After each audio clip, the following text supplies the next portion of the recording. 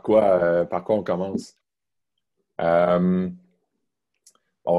Mettons qu'on commence par te demander. Tiens, on va commencer de même. On va commencer par te souhaiter bonne fête en retard. Oui, c'est vrai. Ta fête hier. Merci. Bonne fête en retard. Ouais, Euh, Puis on va commencer gentil. par te demander comment ça va. T'es le premier joueur, en fait, qu'on parle depuis qu'officiellement La cancellation. ouais, l'annulation de la saison. Fait que comment tu as vécu ça? Comment tu as réagi à ça? Je trouvais ça vraiment poche la façon que ça a été fait. On était beaucoup de joueurs à être un peu dans le néant sur ce qui allait se passer. Puis, tu sais, il y en a quand même une grande partie qui ont des side hustles durant l'off-season. Fait que c'est pas. Tu sais, le monde n'était pas nécessairement stressé. Il y en avait que oui, là, mais il y en avait qui n'étaient pas nécessairement stressés financièrement pour que la saison commence. Il y en avait qui avaient juste vraiment hâte de jouer au foot, puis ça, c'est bien parfait. Mais ils ont tout le temps repoussé. Eux autres mêmes mettaient les limites, les deadlines pour prendre une décision. Puis après ça, c'était finalement, on peut pas prendre une décision, ça va aller à la semaine prochaine. La semaine prochaine. La semaine prochaine. Puis ça, c'était déjà rendu fin juillet, là. Hmm. Fait que j'ai trouvé ça vraiment plate que ça passe de mai à fin juillet sans presque aucune information, aucun progrès. Puis là, après ça, on voyait que il s'essayait. En tout cas, moi, j'avais l'impression qu'il faisait juste s'acheter du temps pour trouver une façon d'annuler la saison sans que ça fasse trop de waves, là, sans que ça fasse trop de frustration, là. Fait que j'ai trouvé ça un peu plate. Puis après ça, du jour au lendemain, ça a été fini quand le gouvernement a annoncé qu'il ne donnait pas de l'argent. On s'attendait un peu tout, là. Mais bon, finalement, je trouve ça un peu drôle parce que je pense que les joueurs vont être éligibles à un peu de l'assurance emploi d'urgence, comme. Fait que finalement, le gouvernement va se ramasser à donner, C'est si pas vrai. plus d'argent Ouais. que ce qu'il aurait donné en prêt, dans le fond, mais ils vont le donner en don, Ouais. en assurance emploi aux joueurs de la Ligue. Fait que je sais pas si c'est parce qu'ils voulaient pas le donner aux équipes, puis ça leur dérange pas de le donner aux joueurs.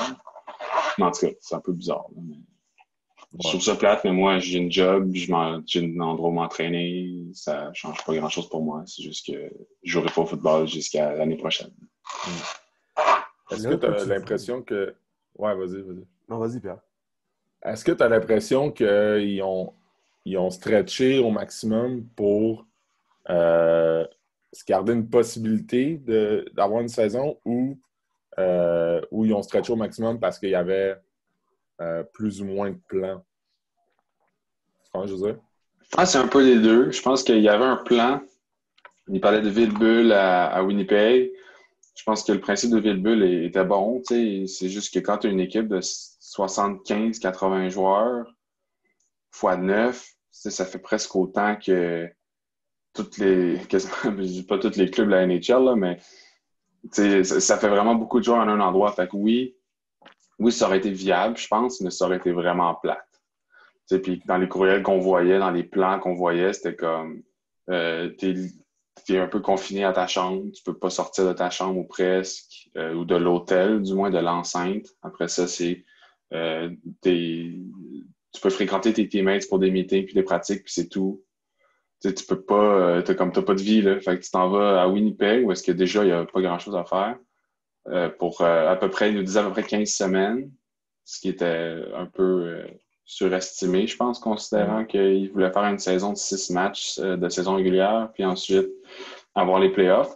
Mais avec un playoff où 8 équipes étaient dans les playoffs dès le début, donc ça peut stretcher assez longtemps, là, mais dépendamment comment l'horaire a été, je pense que c'était 15 semaines. Fait que c'était quitter chez soi ou un appart ou whatever, puis s'en aller dans des accommodations.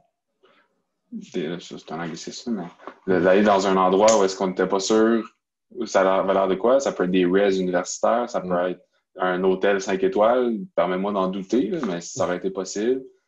Fait qu'on savait pas dans quoi on s'embarquait. Pour 15 semaines sans pouvoir sortir de ta chambre. Puis tu sais pas la bouffe va avoir l'air de quoi. Tu sais, t'as différents gars qui ont des diètes différentes. Il y en a qui sont super stricts, il y en a qui mangent n'importe quoi. Tu sais, c'est vraiment tu sais pas, là, puis là, tu regardais la NBA qui, eux, se plaignaient de la bouffe, puis j'avais juste même pas le goût d'imaginer ce que nous, on allait avoir, là. Tu sais, c'est vraiment pas les mêmes budgets, en plus. Ah non, c'est ça. Fait que je pense qu'il y avait un simili-plan, mais ils n'osaient pas mettre de l'énergie dans le plan tant et aussi longtemps qu'il n'y avait pas l'argent du gouvernement. Fait que je pense qu'ils stretchaient. Mais en bout de ligne, ils avaient choisi la ville. La Winnipeg avait accepté. Il y avait un mock plan. Il y avait une structure de plan, je pense, mais il y avait presque rien. Dans mon avis, il y avait presque rien fait pour engendrer ça parce qu'ils ne pensaient pas qu'il allait avoir l'argent, puis finalement, ils ne l'ont pas eu. Fait que ça a arrêté. Lorsqu'il repoussait là, les vendredis, là, la décision, est-ce qu'il vous disait pourquoi il repoussait? Ben, oui et non. Tout ce qu'il nous disait, c'était on n'est pas en mesure de prendre une décision.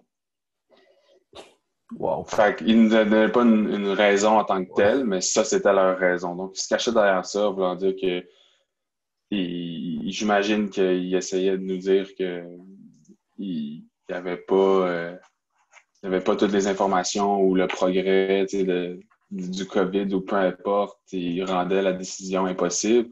Mais dans le fond, c'est qu'à un moment donné, on a fini par savoir qu'ils attendaient juste l'argent du gouvernement puis ils peuvent pas prendre de décision parce qu'ils n'ont pas la réponse du gouvernement. Fait qu'en bout de ligne, oui, la CFLPA puis la CFL négociaient les termes de la saison. Fait qu'on avait notre CBA, notre Collective Bargaining Agreement, qui, dans une saison écourtée, il faut qu'il soit modifié avec des conditions comme ça. Fait que les conditions étaient en négociation parce que si on avait le go, il fallait que ça soit signé avant de commencer au camp d'entraînement. Fait que ça se négociait. Donc, ça avançait. Mais après ça, mais nous, ça, on n'avait même pas d'informations en tant que telles. Puis, on était un peu, même de la part du CFLPA, je trouve qu'on a été gardé un peu dans le néant parce qu'on savait pas nécessairement sur quoi, c'était quoi les sujets de conversation, on savait pas c'était quoi les points chauds, c'était quoi qui allait vraiment make or break. Ils nous envoyaient un survey, un moment donné, un questionnaire sur toutes des questions séparées avec aucune incidence une entre les autres. Puis c'était des choses comme le salaire, les conditions d'habitation, puis des trucs comme ça, mais c'était comme tout séparé. Fait que moi, je trouvais ça plate parce que tu peux dire... Il y avait une des questions, par exemple, c'était est-ce que vous seriez prêt à jouer pour 33% de votre salaire vu qu'on joue 33% des matchs de saison régulière? Fait qu'il y en a qui disent non parce qu'ils trouvent ça plate, qui trouvent ça ridicule parce que non seulement à cause du COVID, puis les risques, puis tout, mais si tu prends la question seule, ça fait du sens. Tu joues 33% des matchs, tu es payé 33% du salaire. Fait que moi, je disais oui. Puis après, ça parlait de l'assurance santé, oui ou non. Je suis comme, ben, c'est sûr que si j'ai pas l'assurance santé, je prends pas le 33% du salaire. Fait que, tu sais, c'est comme, oui, tu peux dire séparé. Serais-tu prêt à jouer pas d'assurance santé? Ben, oui, mais si tu me fais 200% du salaire, peut-être. Tu sais, mais, fait que là, c'était toutes des questions séparées, puis il n'y en avait aucune.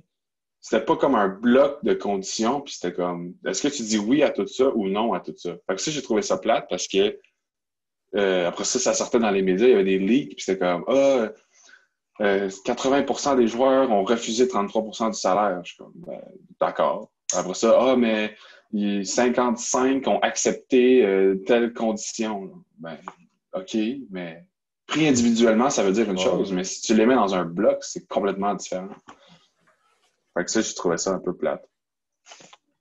Puis c'est quoi, mettons, les dernières nouvelles que vous avez? Tu sais, là, la saison est cancellée. Est-ce qu'il y a quand même une espèce de plan de relance qui se met en place? Là? Parce que là, ils ont du temps. Là. Ils ont du temps pour préparer la suite des choses. J'espère qu'ils vont en profiter. Là. Puis je pense que toutes les équipes, puis le Board of Directors, puis tout le monde, ils sont en train de peut-être d'élaborer un plan pour essayer de restructurer un peu le plan d'affaires, puis des trucs comme ça. En ce moment, le gros focus des organisations, c'est de dealer avec l'assurance emploi, l'application, le programme, puis tout. Je pense que c'est surtout ça leur focus. Et aussi de gérer on est dans le opt-out window, là, fait que il y a des joueurs qui veulent opt-out de leur contrat pour cette année pour poursuivre d'autres opportunités. Il y en a plusieurs qui l'ont pris cette semaine. le PA est en train de négocier la durée de cette fenêtre-là pour que tous les joueurs puissent prendre leurs décisions. Parce que s'ils veulent s'essayer dans soit des ligues mettons, européennes au printemps ou dans la NFL cet automne, qu'il soit un agent libre ou qu'il puisse remplacer, ben, ils peuvent pas s'ils ont un contrat dans la CFL. Donc, en ce moment, ils sont en train de négocier cet opt-out window-là, puis les termes un peu, puis un peu finaliser aussi ce qui va se passer avec ceux qui décident de pas opt-out. Fait que, non, mettons, moi, j'ai décidé de pas opt-out parce que je pense pas que je vais me ramasser dans la NFL. Puis, ben, jouer pour les Alouettes de Montréal, ça me satisfait amplement parce que c'est proche de ma famille. Ma blonde est ici. Tout pour moi, ça fait mon affaire. J'irai pas courir après des dollars aux États-Unis. Non seulement, je pense que c'est pas un bon marché pour moi. En voulant dire que je pense pas que je pourrais jouer dans cette ligue-là assez facilement. Fait que j'ai pas opt-out. Fait que là, qu'est-ce qui se passe avec mon contrat? J'avais un contrat j'ai re-signé mon contrat recru 1 an plus une année d'option. Fait que là, c'est savoir un peu pour chaque joueur qu'est-ce qui se passe avec cette année-là qui serait la saison 2020. Fait qu'en ce moment, je pense qu'il s'enligne vers elle est brûlée. Moi, j'aime ça dire brûlée parce que elle compte plus dans ton contrat. Fait que dans le fond, il me resterait 1 an de contrat l'année prochaine pour 2021. Puis après ça, je renégocierai pour l'année d'après, si ça se rend jusque-là. Et pas comment tu vas passer ton temps, là, mais c'est quoi, toi, ton plan pour, si tout va bien, là, la saison commence l'année prochaine, comment exposer? D'ici là, toi, comment... tu sais, c'est quoi? C'est sûrement ton premier automne depuis combien de temps là, que tu joues pas au foot? C'est la première fois, je pense. Je ne l'ai pas calculé exact, mais je pense que c'est 19 ans. Fou, hein? Première fois. Depuis que j'ai 7 ans, je pense, c'est la première saison de football. Puis là, je viens d'avoir 26. Donc, c'est la première automne en 19 ans que j'ai pas de football. Fou, hein? C'est assez spécial. Tu vas faire quoi avec ça? Honnêtement, je ne sais pas, mais je suis quelqu'un qui se overbook tout le temps, donc je ne vais pas me tourner les pouces, je pense pas. Fait que, je travaille à temps plein, déjà là, de base. Ouais. C'est ça, là. Je travaille depuis novembre, cette année, novembre 2019. Puis, fait que là, je vais faire une année complète, là. Ça va faire drôle, là. Mais je vais savoir un peu si je travaille dans mon domaine d'études, donc j'ai hâte de voir si je vais vraiment aimer ça pendant une période allongée. C'est la première fois, je veux pas. En 2019, j'avais travaillé l'hiver seulement, donc 5 mois. Puis, 5 ou 4 mois même. Puis après ça, j'étais allé à la saison avec les Alouettes. Fait que c'est la première fois que je vais faire comme quasiment 1 an et demi de travail. Fait que ça va me donner un peu un outlook sur mon futur puis voir si je vais vraiment aimer ça. C'est fou, hein? 19 ans. J'allais dire 19 ans, pas d'automne, mais je veux dire 19 ans où que c'est ça, t'es sur un terrain de foot durant l'automne, puis là, tu ne l'es pas. Là, ça va... Ouais, tu peux dire ça, pas d'automne. On profitait pas de l'automne en tant que tel, mais c'est sûr que j'aime beaucoup le foot puis j'aime ce que je fais, donc c'est vraiment pas un fardeau de jouer au football à l'automne, mais ça fait vraiment étrange comme mois de septembre, j'essaie de trouver ce que je fais de mes fins de semaine. Ça n'a jamais été une question que je me suis posée. Là. Septembre, octobre, même le mois d'août, là, surtout. Là, août, septembre, octobre, novembre. Là, j'ai aucune idée des activités possibles à faire dans ces mois-là. Ouais, je te file pas mal. Là. Nous aussi, on est. Ouais, c'est ça. Je suis pas mal sûr qu'il ne va pas avoir de saison là, à l'heure où on se parle. Ben, en tout cas, cet automne, à tout le moins. Puis nous autres aussi, là, on est comme bon. C'est quoi que les gens ils font là, en automne habituellement? Mais c'est pour ça que je te demandais si la Ligue avait stretché au maximum parce que j'ai l'impression que tous les niveaux font ça. Là. Ils essaient de retarder au maximum la décision. Puis vous, à un moment donné, c'était à un point où il n'y avait pas vraiment le choix. Là. Ouais, je pense que c'est ça que tout le monde fait. Puis la beauté de ce que U-Sports a fait pour le reste du Canada, qui exclut le RSEQ, ils ont juste enlevé le band-aid le plus vite possible. Ouais. Ils se sont dit, il n'y a pas de saison, il n'y aura pas de problème, on s'en revoit l'année prochaine, ça finit là. Fait que là, ce que j'ai aimé, c'est que la décision s'est faite tellement tôt que tous les programmes ont pu se planifier ce Un qu'ils allaient off-season, faire, tu sais. puis, ouais. Un off-season où ils vont planifier ce qu'ils vont faire pendant l'automne, parce que tu peux pas commencer ton off-season tout de suite, là, ça fait aucun sens, les gars vont être brûlés, puis ça leur tentera juste plus. Mais au moins, ça leur a donné du temps pour planifier ce qu'ils allaient faire de leur automne, des entraînements, whatever, puis donner un été aux joueurs. Tu sais, Ouais. si tu veux pas, l'été qu'il n'y a pas d'école, il va leur permettre de travailler peut-être un peu plus, ça leur permet de s'entraîner à leur guise, de prendre un break là, au sport universitaire surtout. Ça roule en chien. Là. C'est pas. On a 2 semaines, 3 semaines de break dans l'année. Tu sais? Fait puis ça, il y en a une à Noël, il y en a une. Nous autres, à Laval, on avait une proche de la Saint-Jean au mois de juin, avant de commencer notre périodisation, notre dernière périodisation d'été. Puis on en avait une à la fin de la périodisation d'hiver. Fait que printemps, coin des examens, admettons.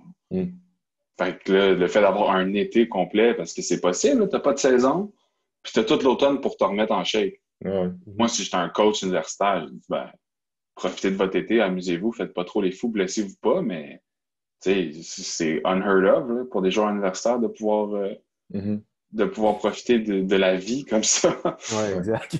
Bien dit.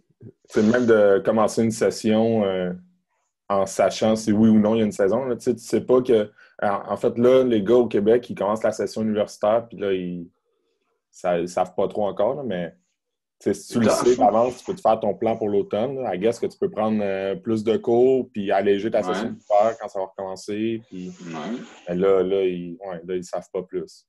Tout à fait. Non, ça, c'est très vrai. Il y en a souvent pendant la saison, tu prends, au lieu d'une charge complète de 5 cours, tu en prends 4. Là, les gars, tout le monde a pris 4 ou presque, puis ou 3. Puis là, finalement, pas de saison. Ben là, si ça stretch trop longtemps, ben, tu pourras plus reprendre des cours, tu pourras plus t'en rajouter. Fait que là, c'est un peu du temps perdu. Non, c'est un bon point. Tu parles-tu encore? Ben, ça fait quand même un bout là, que tu as fini au GA, là, mais est-ce que tu t'es mis à la place de ces... Est-ce que tu t'es fait des scénarios comme si j'avais été encore au cégep ou j'avais été encore à l'université, comment ça aurait été? Ou, mettons, nous, dans notre cas, plus Olivier, là, des gars de, mettons, secondaire 5 là, qui ont peur de ne pas avoir de saison. Est-ce que tu t'es imaginé des scénarios comme ça en te disant, ben moi, je suis pro, puis là, tu n'as pas de saison, mais il y a peut-être des personnes qui sont encore en situation pire que toi, là, mettons, universitaire ou fin cégep ou fin secondaire? Là. Non, définitivement. Puis je pense que, j'y ai pensé, puis j'ai regardé beaucoup ce qui se passe sur les réseaux sociaux avec les joueurs. Il y en a qui manifestent ou qui font la marche là, pour pouvoir jouer, puis qui montrent leur point de vue. Puis je trouve ça bien, mais en même temps, je comprends les deux côtés de la médaille un peu. Puis j'en parlais, c'est drôle, parce que j'en parlais avec Sam Lefebvre, mon centre mon dernier centre à l'Université Laval, dans le fond. J'ai joué mes 3 dernières années avec. Puis Jean-Simon Roy, un autre de mes O-line, on parlait pour surtout les écoles scolaires secondaires de la région de Québec. On se dit, tu sais, on pourrait organiser une saison, nous autres, un peu comme civil, parce qu'il n'y a pas de ligue civile à Québec. C'est tout scolaire. Ce qui est bien, puis ce que je trouve est super bien dans un cadre où est-ce que il y a une saison, parce que les gars sont à l'école, c'est tout leur horaire, puis il y en a beaucoup, c'est des sports-études, donc tu fais du football pendant la journée, tu fais du football un peu le soir. C'est vraiment un bon mariage entre les deux, puis je pense que les commissions scolaires, surtout dans la région de Québec, puis un peu vers Montréal aussi, ont commencé à mettre l'emphase là-dessus pour pouvoir garder les sports à l'école, puis ça permet de garder du monde justement à l'école. Puis je trouve ça super. Mais on se regardait, puis ça serait-tu faisable, de partir, mettons, une ligue civile pour 1 an, puis d'avoir des clubs, puis tout ça, puis après ça, on se met à parler. Puis c'est pas très faisable monétairement parce que veux pas, toutes les écoles sont déficitaires dans leur programme de sport, ou presque. Oui, les élèves n'ont pas le choix de contribuer une certaine partie, mais maintenant, tu es rendu au secondaire, tu as quasiment des coachs à temps plein, puis c'est des énormes sommes d'argent. Fait qu'on a mis le projet un peu de côté. On s'est dit, ben, c'est peut-être un peu gros. Mais je me mettais dans leur peau puis je disais, c'est vraiment poche. Et surtout dans des milieux, tu sais, moi, je suis allé dans une école privée, c'est un peu différent, mais il y a différents milieux. Tu sais, j'ai entendu Marco Dubois parler, qui est à la Dalbébio, CVM. Il y a plusieurs joueurs qui ont leur raison d'être à l'école. J'en ai connu aussi. Leur raison d'être à l'école, c'est le football. Ouais. Pas de football cette année, leur année scolaire va en prendre un coup. Là. Pas nécessairement parce qu'ils n'auront plus, mais leur motivation sera plus là. Leurs notes vont descendre, puis ça va peut-être leur fermer des portes que normalement. Surtout, on parle des joueurs de son R5 là, ou son R4 qui vont faire leur application pour le cégep l'année prochaine. Quand tu rentres au cégep, il me semble qu'ils considèrent 4 et 5, ou la deuxième moitié de 4 puis la première moitié de 5, parce que tu n'as pas encore fini ta dernière secondaire, quelque chose comme ça. Puis, fait que là, ça peut leur empêcher de rentrer dans le programme qui les intéresserait, même s'ils n'aiment pas l'école, là, mettons. Ouais. Mais ça peut faire une immense différence. Puis, je trouve ça vraiment en poche. Puis, je me dis que moi, à l'école, ça a jamais été un problème. J'ai jamais haï l'école. J'ai eu des passes où est-ce que ça me tentait moins. Puis ça, je pense que tout le monde a un peu ces passes-là. Mais j'ai appris à découvrir les choses que j'aimais, puis à me faire un peu, à me réconforter là-dedans. Mais c'est sûr qu'une saison, une année d'école sans football, ça aurait été vraiment difficile. Ouais, surtout comme tu disais à la fin du secondaire. Ouais, secondaire 5, là, je voyais que ma saison secondaire 5 avait été cancellée. Ça aurait pas été évident. Ça aurait pas été évident, mais en même temps, je pense qu'il faut quand même comprendre. Je ne sais pas si j'aurais eu la maturité à ce moment-là de vraiment comprendre l'enjeu, mais en même temps, je comprends la frustration des gars, mais je me dis, tu sais, on parle de décision qui est repoussée, parce que je pense que le monde qui sont plus haut placés, soit dans le gouvernement ou dans les ministères, ce qui est la même chose, mais c'est pas grave, ne veulent pas nécessairement dire aux joueurs et aux jeunes, non, vous n'aurez pas de sport, mais veulent pas nécessairement dire, oui, c'est correct, on y va, parce qu'ils veulent pas être responsables, ils veulent pas donner une chance d'avoir une deuxième vague. Puis là, tu sais, il y a tellement différentes écoles de pensée, surtout au niveau pandémie, qu'on ne sait pas nécessairement à quoi s'attendre. On sait pas. C'est tellement un inconnu que tu prends-tu le risque? Tout va bien, tout le monde t'ensemble. C'est comme, oh, bravo, tu as pris la bonne décision. Prends la même décision, tout vire mal, ben là, c'est toi qui es sur le pied le lendemain. Tu sais. Fait que c'est une décision qui est extrêmement difficile à prendre. Puis je blâme personne de repousser et de repousser. Parce que plus tu repousses, plus tu as d'informations, puis plus tu peux prendre une décision éclairée. Mais je pense qu'à un moment donné, ça a des limites de garder quelqu'un sur le bout de sa chaise.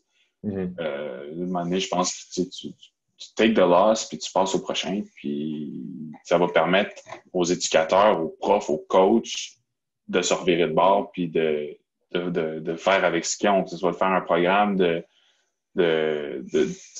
d'éducation physique extracurriculaire d'un sport X pour leurs joueurs, pour les garder actifs, les garder dedans, tu sais. Si c'est pas un sport interscolaire, tu sais, ou de faire n'importe quel plan possible. On parle de classe bulle, où est-ce que tu pourrais avoir chaque soir de la semaine, tu as des joueurs de ton équipe qui viennent jouer au dodgeball dans le gym.